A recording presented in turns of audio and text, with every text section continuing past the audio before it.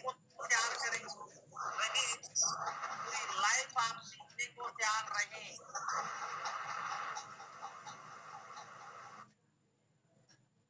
पूरी लाइफ आप सीखने को तैयार रहे। अपने टाइम का सही तरीके से प्रयोग करें, अपना 1 मिनट भी वेस्ट ना करें। दूसरी चीज, आप अपने आप से टॉक करें, एनालाइज करें, सेल्फ एनालाइज करें कि आज पूरा दिन मैंने क्या किया, क्या मेरे को रिजल्ट मिला, क्या उसका आगे और मैं बेटर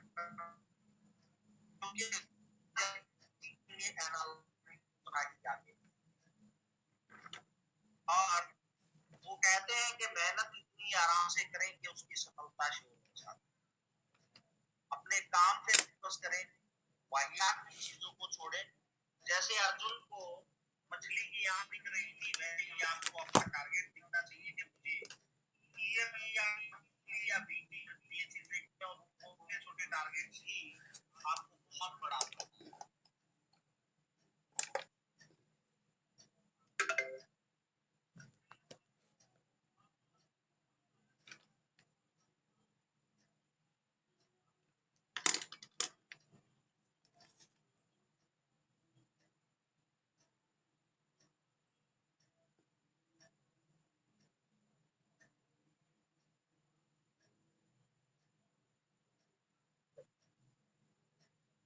वजह से हम यहाँ, जिनकी वजह से आपके परिवार का पालन पोषण चल रहा है, आपके बच्चों की लाइफ चल रही है, आपकी लाइफ चल रही है और आगे भविष्य में भी चलती रहेगी और बहुत बड़े बड़े काम होंगे। जब उनके लिए हमारे मन में मान सम्मान नहीं है तो हमारे लिए किसके मन में मान सम्मान है? चलिए फ्रेंड्स, आज का सेशन स्टार्ट करते हैं और आज का सेशन है हमारा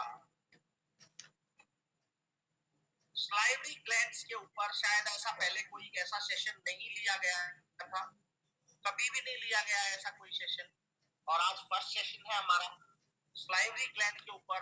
किसी भी क्लास में नहीं हुआ होगा ऐसा सेशन, ये वो सेशन है फ्रेंड्स। तो रिकॉर्डिंग इन प्रोग्रेस। आज हम बात कर रहे हैं स्लाइवरी ग्लैंड्स के ऊपर। स्लाइवरी ग्लैंड में मेजर स्लाइवरी ग्लैंड लार ग्रंथियों में से सबसे बड़ी और सबसे महत्वपूर्ण लार ग्रंथि है। वे मुंह के अधिकांश लार का उत्पादन करते हैं और मेजर स्लाइवरी ग्लैंड्स के 3 जोन होते हैं, उसके 3 पार्ट होते हैं, parotid gland, submandibular gland and submural gland. वो मैं आपको स्क्रीन पे दिखा रहा हूँ, जो हमारे मुंह के अंदर होती है। ये पैरोटिड ग्लैंड होती है जो फेशियल नर्व के बिल्कुल नीचे होती है। ये सबमैंडिबुलर ग्लैंड होती है, सबलिंगुअल ग्लैंड होती है। ये 3 ग्लैंड होती है जो सलाइवा का उत्पादन करती है हमारी। पैरोटिड से स्लाइवरी ग्लैंड होती है, ये कान के ठीक सामने से होती है और इस ग्रंथि में उत्पादित लार दूसरी दाढ़ के नीचे के पास एक बहिनी से मुंह में स्रावित होती है, एक वेसल्स होती है, उसके थ्रू मुंह में आती है। और हर एक पैरोटिड ग्लैंड में 2 भाग होते हैं या लोब होते हैं, सतही लोब और गहरा लोब।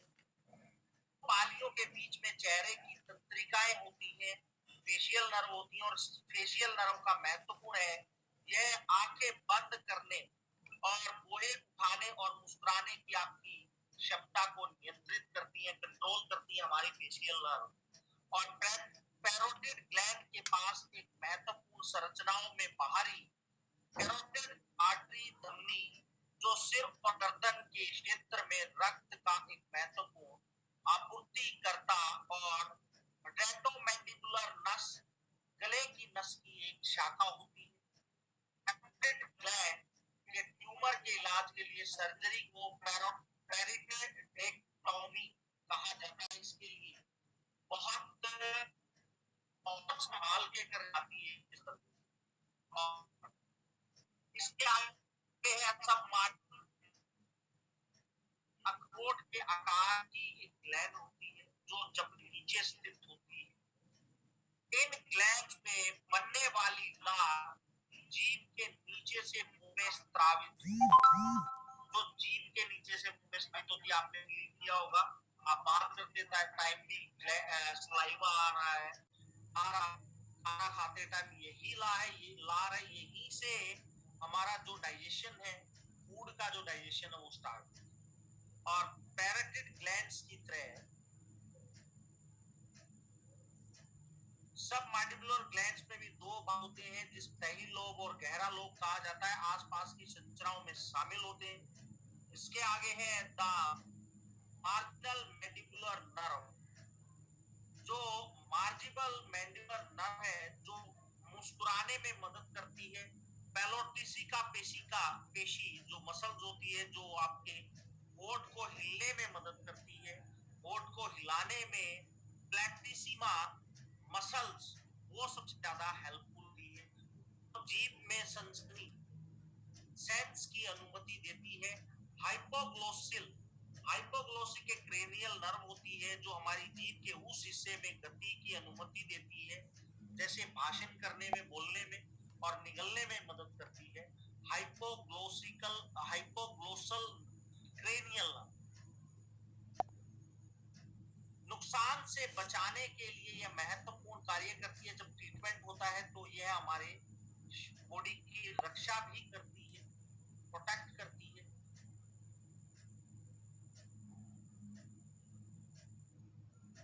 सबलिंगुअल ग्लैंड्स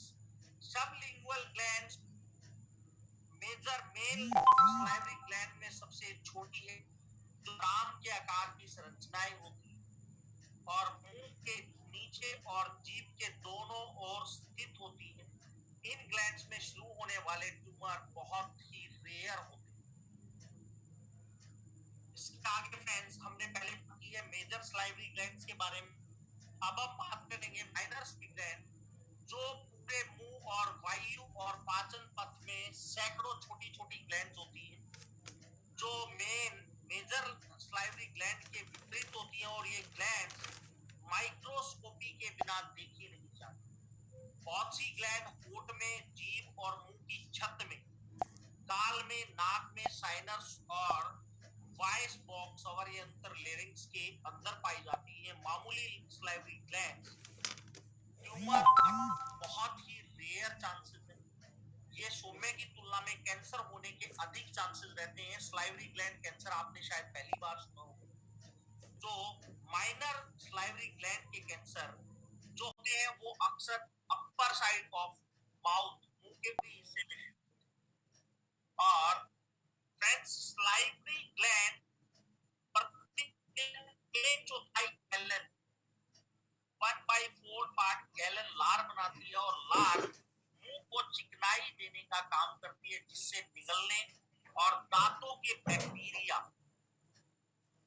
बैक्टीरिया से बचने और भोजन के पाचन में सहायता करने के लिए बहुत ही महत्वपूर्ण। इसके 3 प्रमुख जोड़ होते हैं, पार्ट्स होते हैं। गाल के अंदरूनी हिस्से पर पैरोटिड ग्लैंड्स, मुंह के तल पर अधोजी ग्लैंड्स और जीभ के नीचे सबलिंगुअल ग्लैंड्स।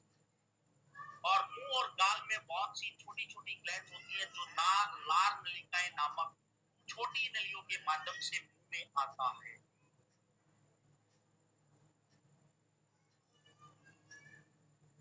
जब सलाइवरी ग्लैंड या वेसल्स में कोई प्रॉब्लम है, सलाइवरी ग्लैंड्स में स्वेलिंग, पेशेंट का मुंह बहुत सूखता है, दर्द, बुखार या मुंह से दुर्गंध आती है, जल, पानी बाहर, मुंह से लार गिरती है। जब इनमें बहुत ज्यादा प्रॉब्लम आती है, या तो सलाइवरी ग्लैंड बहुत ज्यादा एक्टिवेट हो जाएगी या डीएक्टिवेट। और सलाइवरी ग्लैंड में प्रॉब्लम आने के बहुत से कारण हैं। कई अलग अलग जो प्रॉब्लम्स हैं जो सलाइवरी ग्लैंड के कार्य के हस्तक्षेप या नलिकाओं को, वेसल्स को ब्लॉक करती हैं, ताकि जिस्म को सलाइवा ना निकाल सके। और बहुत सी कॉमन चीजें हैं। एक तो सलाइवरी ग्लैंड स्टोन, शायद आपने पहली बार सुना होगा, या पहले भी सुन चुके होंगे।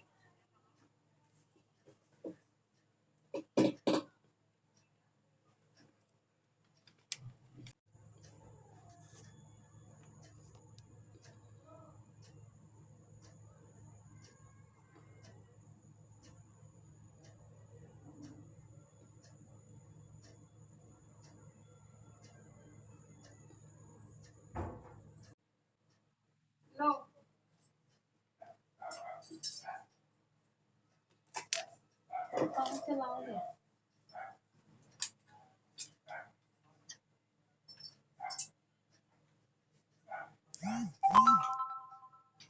ग्लैंड के इन्फेक्शंस की संभावना है। आवाज कम करो।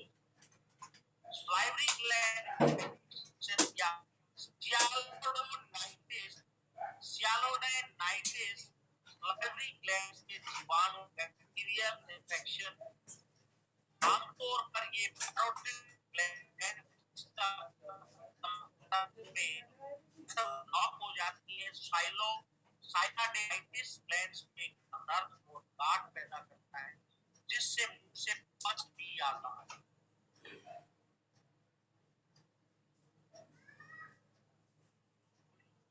जो बड़े होते हैं, एल्डर पीपल होते हैं, उनमें ग्लैंड स्टोन के साथ साथ साइनोडाइटिस होता है।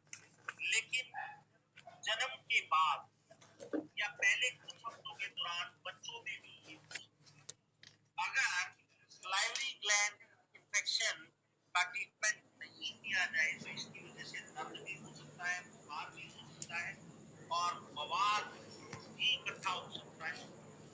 अब वायरल इन्फेक्शन की वजह से टॉन्सिल्स हो सकते हैं, फ्लू हो सकते हैं और salivary gland की स्वेलिंग का भी कारण।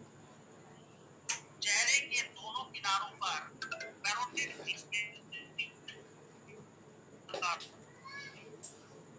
और salivary gland सूजन आम जुड़ी होती है। 40% वाला ये संक्रमण भी होती है।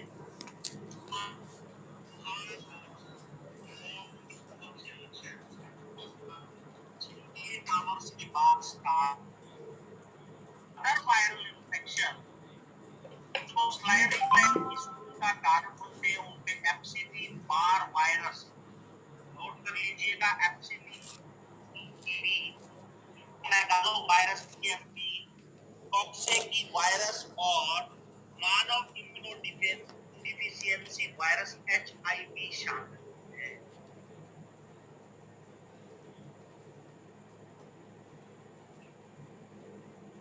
बैक्टीरियल इन्फेक्शन जो एक तरफा salivary gland की सूजन का कारण बनता है। अन्य अदर सिम्टम्स में फीवर, दर्द, पेन, स्वेलिंग के साथ होता है। बैक्टीरिया आमतौर पर मुंह में जो पाए जाते हैं,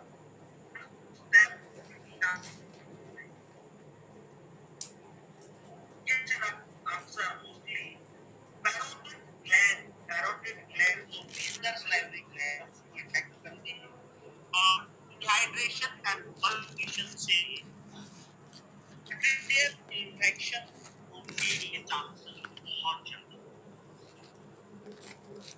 अल्सर की वजह से अगर चोट लग जाए, इन्फेक्शन हो जाए या लाइफ गैंड स्टोन अगर देती है और salivary gland में सिस्ट बन जाती है, खुद के साथ अगर पैदा होता है या छकाले होते हैं, पूरे हुए क्षेत्र के रूप में प्रकट हो सकता है। सिस्ट खाने से और बोलने में बाधा उत्पन्न करने लगता है। बहुत से बच्चे ऐसे देखते होंगे जो बोल नहीं पाते हैं, खाना खाते टाइम प्रॉब्लम होती है। बहुत से बच्चे ऐसे हैं जिनको सुनाई कम दे रहा है। It may be reason of the parotid gland cyst. Parotid gland cyst की वजह से, पैरोटिड ग्लैंड सिस्ट की वजह से ये प्रॉब्लम हो सकती है। तो इलेक्ट्रोहोम्योपैथी में ट्यूमर की वजह से भी ये प्रॉब्लम हो सकती है। अलग अलग प्रकार के ट्यूमर अगर salivary gland को प्रभावित करते, इफेक्ट करते हैं, ये बहुत से तो कैंसरस ट्यूमर होते हैं, बहुत से नॉन कैंसरस ट्यूमर होते हैं। तो सबसे आम ट्यूमर प्लेमॉर्फिक एडेनोमा और वार्थिक ट्यूमर्स। प्लेमॉर्फिक एडेनोमा आमतौर पर पैरोटिड salivary gland को इफेक्ट करता है, लेकिन submandibular gland और स्मॉल salivary gland को भी इफेक्ट कर सकता है।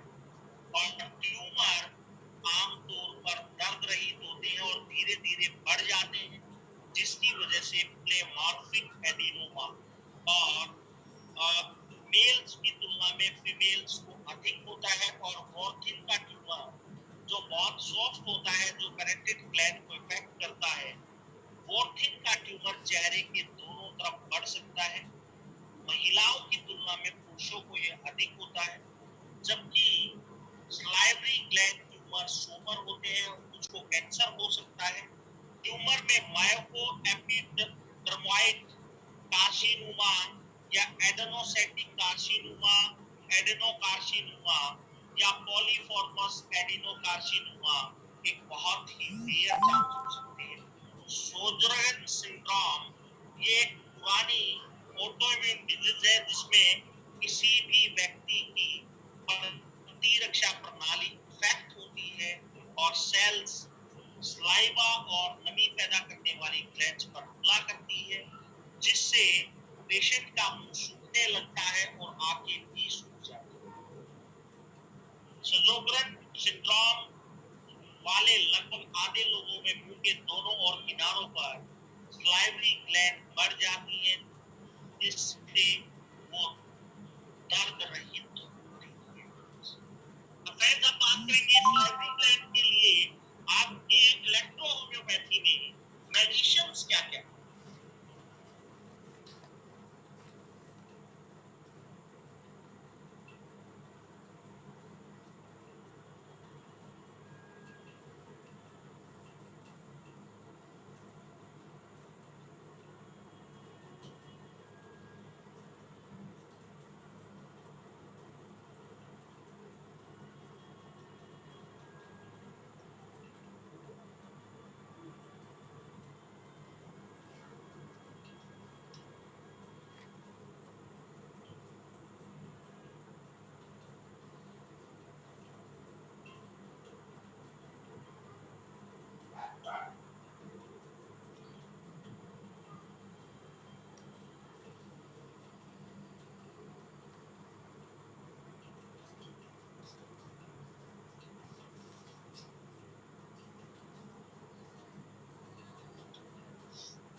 ये मेडिसिन है और इन्हीं मेडिसिन को देना है आपको। अगर सलाइवा बहुत ज्यादा बन रहा है तो इसी कॉम्बिनेशन को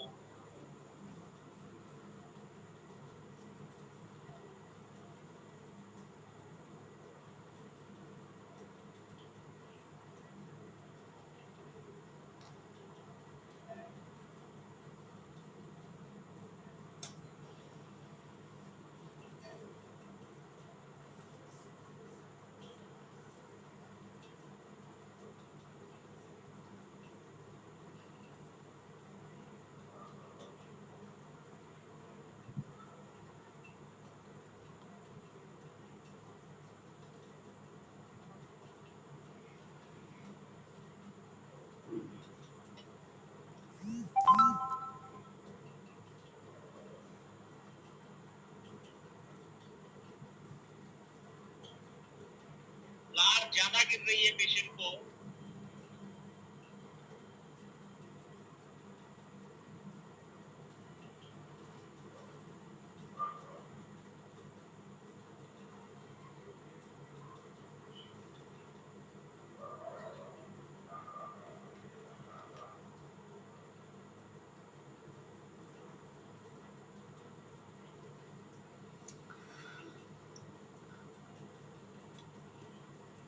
D8 या D30 में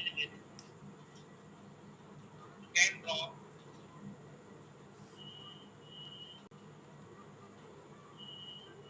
बटुआ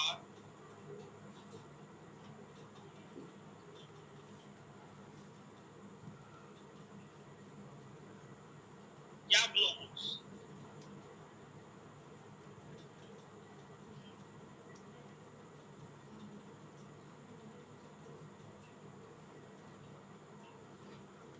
या लो सलाइवा,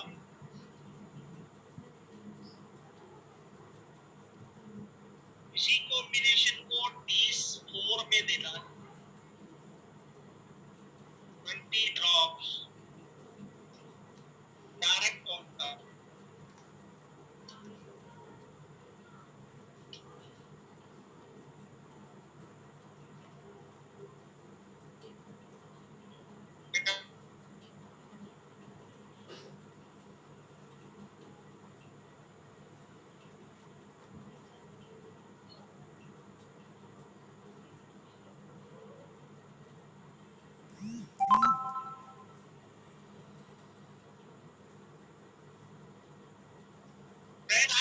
सलाइवरी ग्लैंड के ऊपर बात करी। बहुत से पेशेंट ऐसे हैं जिनको एसएस मात्रा में सलाइवा आता है, बच्चों को आता है, लार गिरती रहती है। बहुत से ऐसे पेशेंट हैं जिनकी सलाइवरी ग्लैंड और वेसल्स वो इफेक्टेड हो जाती है, तो उसकी वजह से उनको सलाइवा बनना बंद हो जाता है, मुंह ज्यादा सूखता है, बुखार होता है, बहुत से वायरल एंड बैक्टीरियल इन्फेक्शन की वजह से ये प्रॉब्लम होती है। तो वहां पे जब वहां पे एसएस मात्रा में सलाइवा बन रहा हो तो वहां पे D8 या D30 में देना है, और लो मात्रा में अगर सलाइवा बन रहा हो तो वहां उसको D4 में देना है, D4 में देना है, D4 में देना है,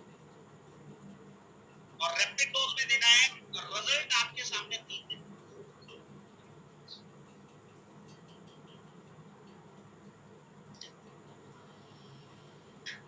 दोबारा कल फिर मिलेंगे इसी टाइम पे। Recording stopped. स्लाइवा की क्लास के लिए, और अभी आपके क्वेश्चंस कोई भी हो इससे रिलेटेड तो आप मुझसे पूछ सकते हैं। Hello sir. Sir good morning. Good morning sir. ये टॉपिक पहले सुना था आपने तो?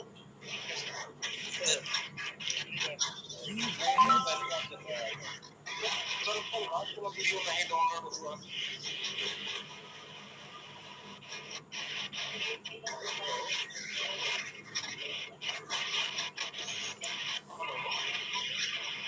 जो कि मैं आपको इन्विटेशन था ना सर, आनी sir syllabus 1 by 1 mike on करें, 1 बाय 1 माइक ऑन करें, 1 बाय 1, और फ्रेंड्स डिस्टर्ब ना करें एक दूसरे को।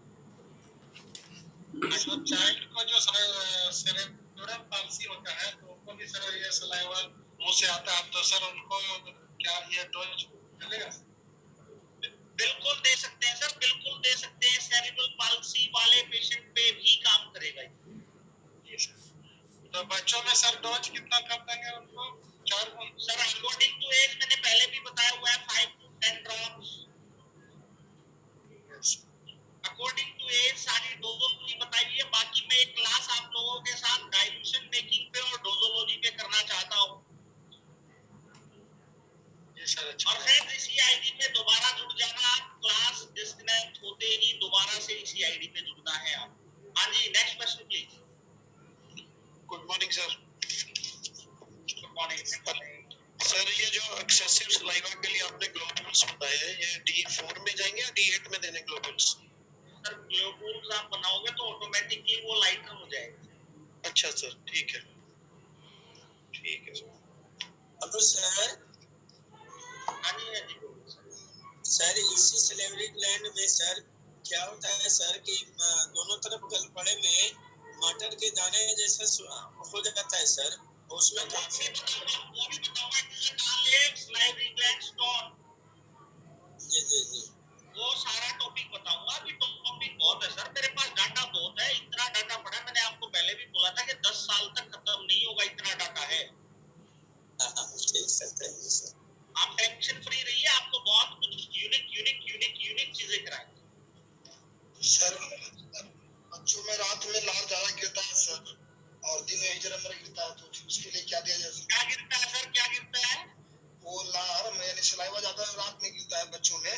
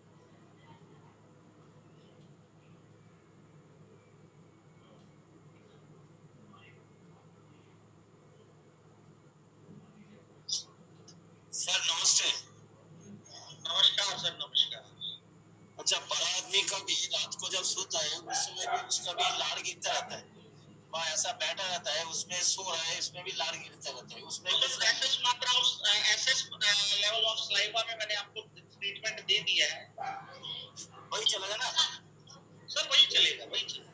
Thank you sir. Next question please. Sir जो बच्चों के लिए बताया उस समय क्लास डिस्कनेक्ट हो गई थी, जो बच्चों के लिए बताया था लार जो सोते में गिरता है उसके लिए क्या करना है? सर 4 बेसिक देने हैं, पेट में कीड़े हैं बच्चे को। अच्छा जी सर। और सर जो बच्चे मूंधा सोते हैं तो वो कीड़े के ही कारण से सोते हैं क्या? नहीं सर ऐसा तो मैंने नहीं सुना है, मूंधा सोते हैं बट ऐसा नहीं सुना है, कुछ बड़े भी सोते हैं सर ऐसे। अभी जो है ना मैं महसूस कर रहा हूँ हमारे जो बच्चे हैं दोनों ही जो है ना उल्टे सोते हैं अक्सर अधिकतर। नहीं ऐसा नहीं है सर, बाकी आप एक बार स्कूल टेस्ट करा लो, उससे पता चल जाएगा कौन से वो मैं पेट में उसका ट्रीटमेंट दे दो आप। जब बच्चे दांत में खिटाते हैं रात को तो उसका रीजन भी यही है कि पेट में कीड़े हैं। पेट में कीड़े हैं, पेट में कीड़े।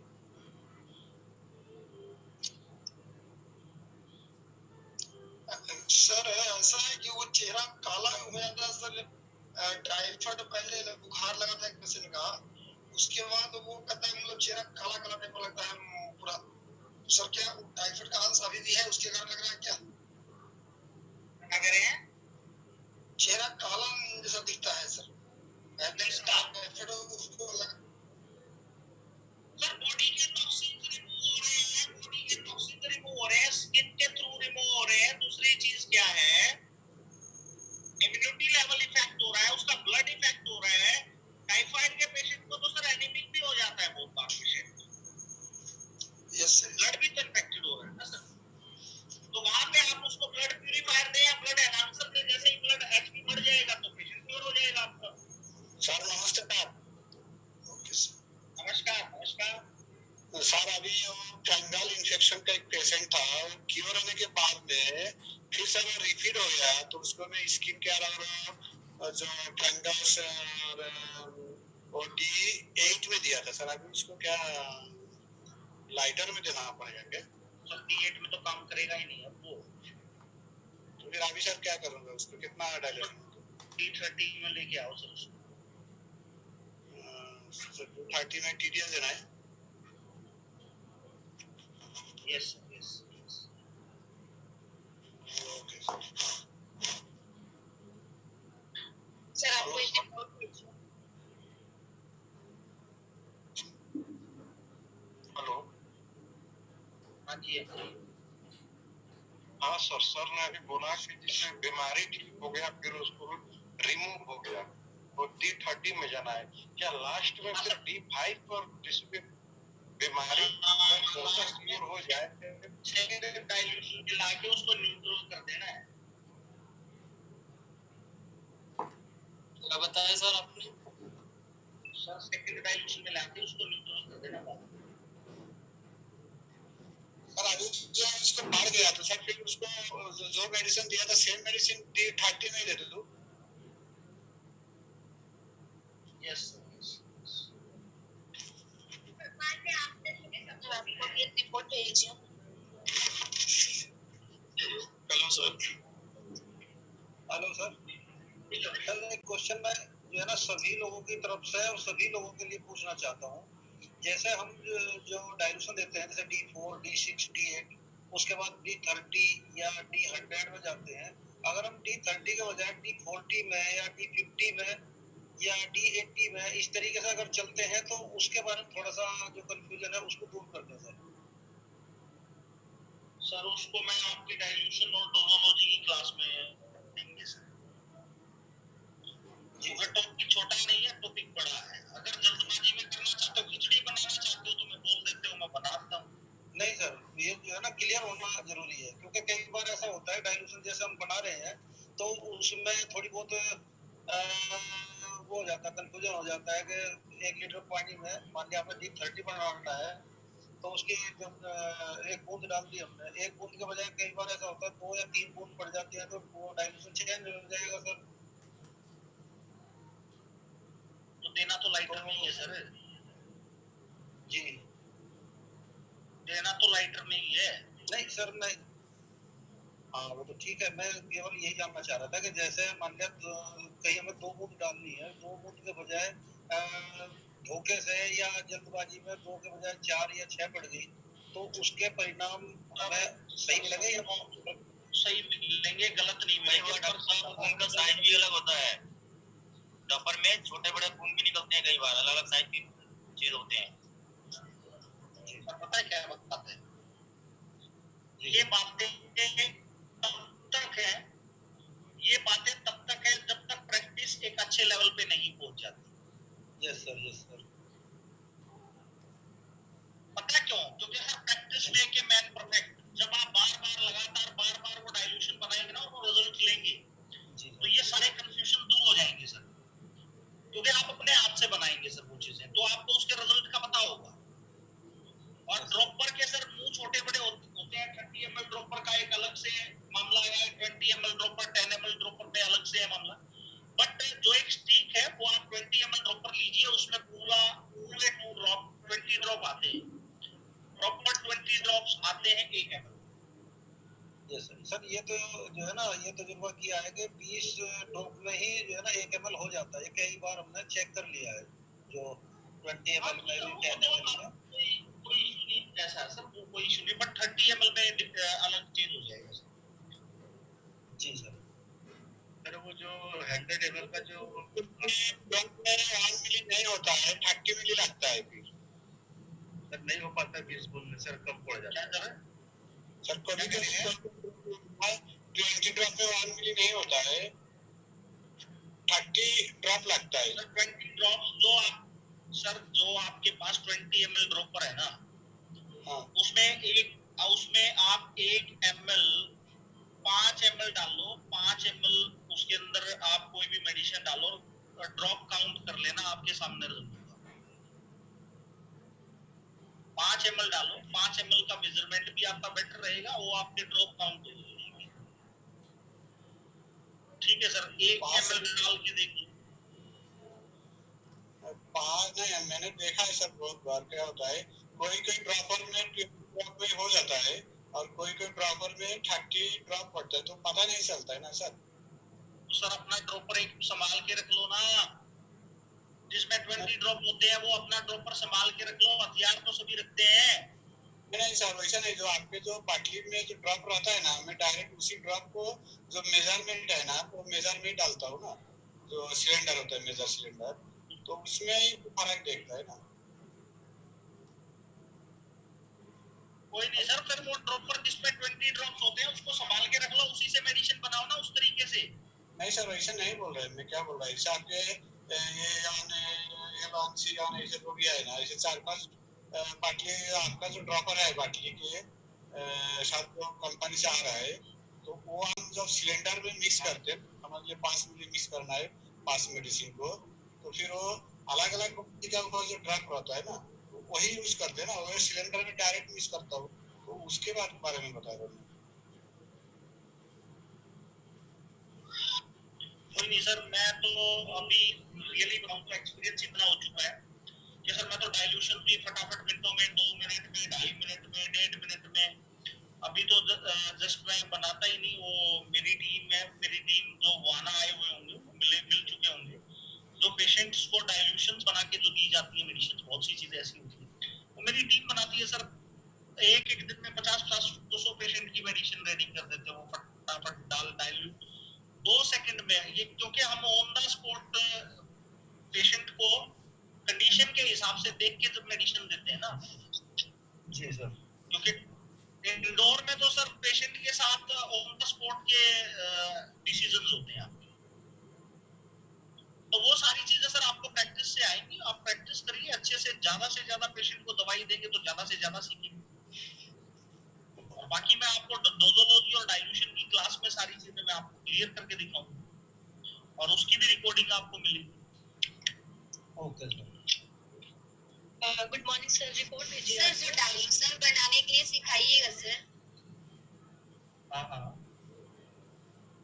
सर उसका वीडियो बना के डालिएगा ना सर यूट्यूब में। हाँ जी।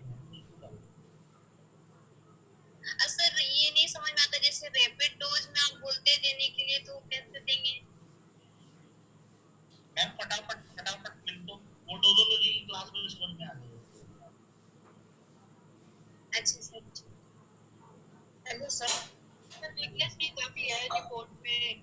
सर आपको? 308 है मैम।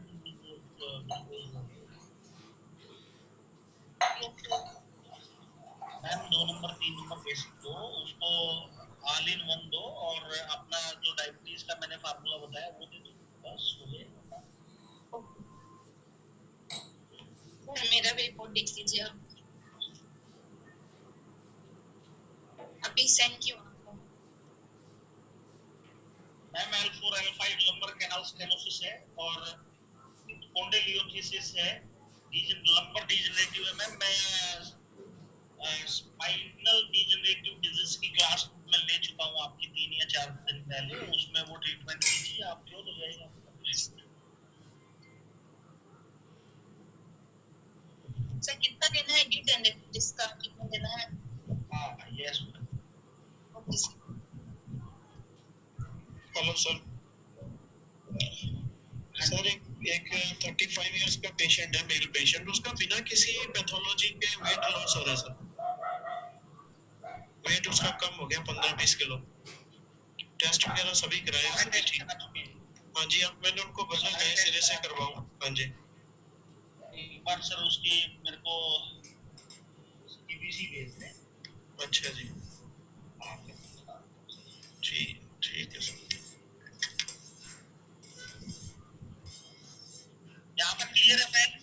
आप लोगों ने एक मैसेज देखा जो मैंने ग्रुप में डाला था आप लोगों के लिए, देखा आपने? कंसिस्टेंसी ऑफर का, कंसिस्टेंसी ऑफर देखिए सर, वो ऑफर आप लोगों के लिए बहुत बेस्ट ऑफर है और वो लाइफ टाइम तक चलता रहेगा आप लोगों के लिए।